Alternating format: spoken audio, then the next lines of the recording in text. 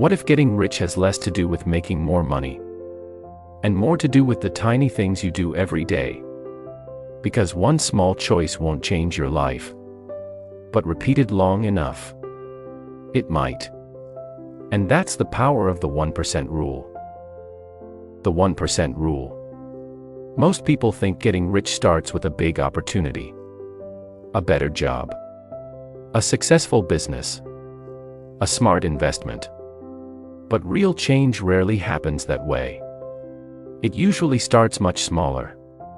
One decision, one habit, one tiny improvement, and then you repeat it. The problem is, small changes don't feel powerful. Saving a little more doesn't feel like wealth. Learning for 20 minutes doesn't feel like success. Saying no to one unnecessary purchase doesn't feel important. But that's exactly why most people ignore them. Because they judge small actions by what they produce today, instead of what they could produce after hundreds or thousands of repetitions. That's the idea behind the 1% rule. You don't need to become a completely different person overnight. You just need to make slightly better decisions. And keep making them. Because wealth isn't always built in dramatic moments. Sometimes, it's built in the tiny choices nobody notices. And the first one starts with something surprisingly simple: what you do before you consume anything. Habit 10. Create before you consume. Before you scroll, watch, or consume, create something. Write an idea. Learn something. Practice a skill. Build something small. It doesn't have to be impressive. The point is to train your brain to create before it consumes. Because when you start every morning consuming other people's ideas, you begin the day as a spectator. But when you create first, you begin the day as a producer. And that small shift can change how you think, work, and grow.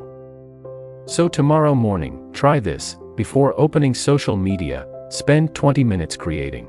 You might be surprised by what those 20 minutes become over time. But there's another tiny habit that can change your relationship with money. And it has nothing to do with what you bought. It has to do with what you almost bought. Habit 9. Track what you almost bought. Here's a strange money habit: track the things you almost bought but didn't. A new phone. A random subscription. Something you saw online and suddenly wanted. Why track something you never spent money on?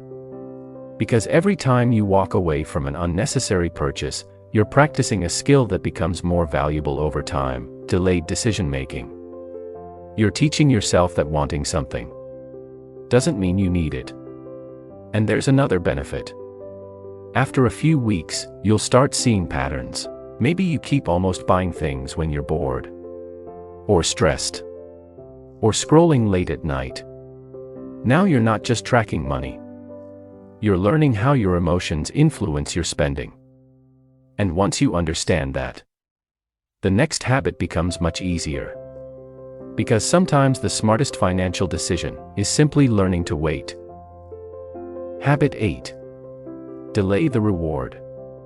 Your brain loves rewards that come now. Buy it now. Watch it now. Eat it now. Feel good now. But wealth often requires a different question: can I wait? Before making a non-essential purchase, try a simple rule: wait 24 hours. If you still want it tomorrow, reconsider it. But if the desire disappears, you just discovered something important. You didn't actually want the thing. You wanted the feeling. And learning to separate those two can change the way you spend, save, and make decisions. Because every time you delay a reward, you're practicing something more valuable than self-control: the ability to choose your future over your impulse. And that skill doesn't just affect your money. It affects almost everything. But there's something even more valuable than controlling your money. Controlling what gets your attention. Habit 7. Protect your attention.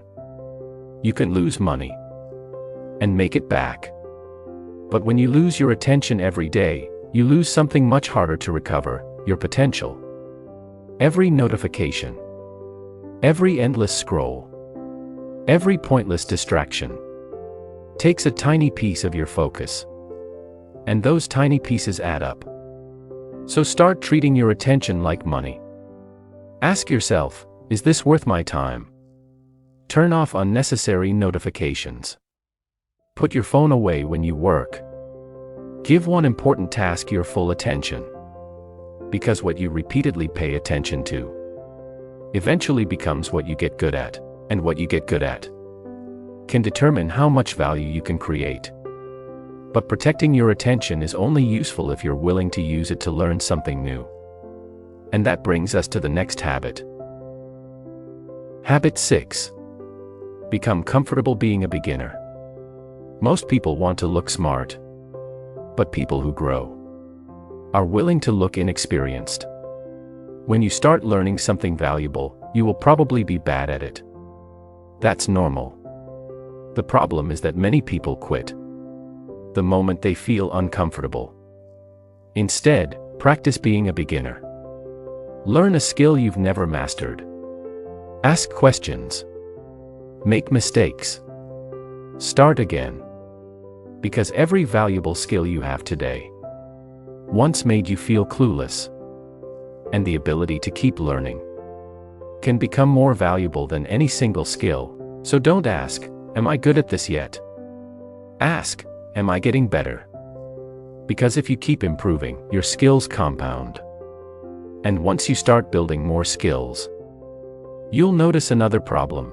You spend far too much energy making the same small decisions every day. That's where the next habit comes in. Habit 5. Make decisions once. If you make the same decision every day, eventually, it will drain you. What should I eat? When should I work out? Should I save this month? Should I study today? Instead of deciding again and again, create a rule. Automate what you can. Set a routine. Remove unnecessary choices. For example, instead of asking, should I save money this month? Decide once, I save first, then I spend. That's a small change, but it turns discipline into a system. And systems don't depend on how motivated you feel today. Because the less energy you waste on tiny decisions, the more energy you have for decisions that actually matter. But there's an even bigger question: what if you could use your money to get something back that you can never earn more of? Your time. Habit 4. Buy back your time. Most people ask, how can I make more money? Try asking a different question. How can I get some of my time back? Because money can be earned again. Time can't. Look at the things you do every week. Which tasks could be automated, simplified, delegated, or simply eliminated? Sometimes spending a little money to save an hour isn't an expense. It's an investment in your life. Because when you get your time back, you can use it to learn, create, build, or simply think. And that freedom becomes more valuable as your income grows. But there's one problem. Most people use their extra time to chase even more money. The next habit is about making sure your future self actually benefits from what you do today. Habit 3. Keep a future me list. Most people make decisions for who they are today. But what if you started making decisions for who you're becoming? Keep a simple list called Future Me. Write down small things that will make your life easier later. Learn the skill you've been avoiding. Fix the problem you've been postponing. Save a little before you need it. Organize something before it becomes a mess. None of these feel life-changing today. But that's the point. You're constantly sending small gifts to the person you'll become. And over time, those small decisions create something powerful, a future that requires less fixing and gives you more freedom. But there's an even bigger idea behind this. Some things don't just improve with time, they compound. Habit 2. Think in compounding. Most people ask, what can I gain today? But wealthy thinking asks, what can keep growing after I stop? That's the power of compounding. And it isn't just about money. A skill you practice every day compounds. Knowledge compounds. Relationships compound. Your reputation compounds. Even your habits compound. The problem is, the first results are usually invisible. One day of learning doesn't change much. $1 saved doesn't feel important. One good decision doesn't look powerful. But repeat it for years, and the results can become impossible to ignore. So when you're deciding what to do next, don't only ask, what do I get today? Ask, what could this become if I keep doing it? Because the best investments aren't always the ones that pay you immediately. Sometimes, they're the ones that quietly become more valuable while you sleep. And now we're left with one final habit. The one that connects everything we've talked about. Habit 1. Raise your standards for small decisions. Here's the habit that ties everything together: stop underestimating small decisions. One choice won't make you rich. But the choices you repeat every day eventually become your life. Spend a little less. Learn a little more. Protect your time. Choose what serves your future. You don't need to change everything overnight. Just make your everyday decisions 1% better. Because wealth isn't usually built in one dramatic moment. It's built quietly. One small decision at a time. And that is the real power of the 1% rule. You don't need to transform your life tomorrow. You just need to make one slightly better choice today. Then do it again tomorrow. And the day after that.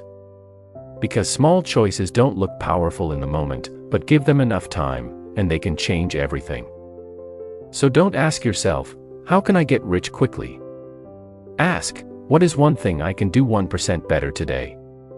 Because your future isn't built in one big decision. It's built in the tiny decisions you keep making when nobody is watching. If this video gave you a new way to think about money and success, give it a like and subscribe to InnerShift. And remember, small changes can create extraordinary results. See you in the next one.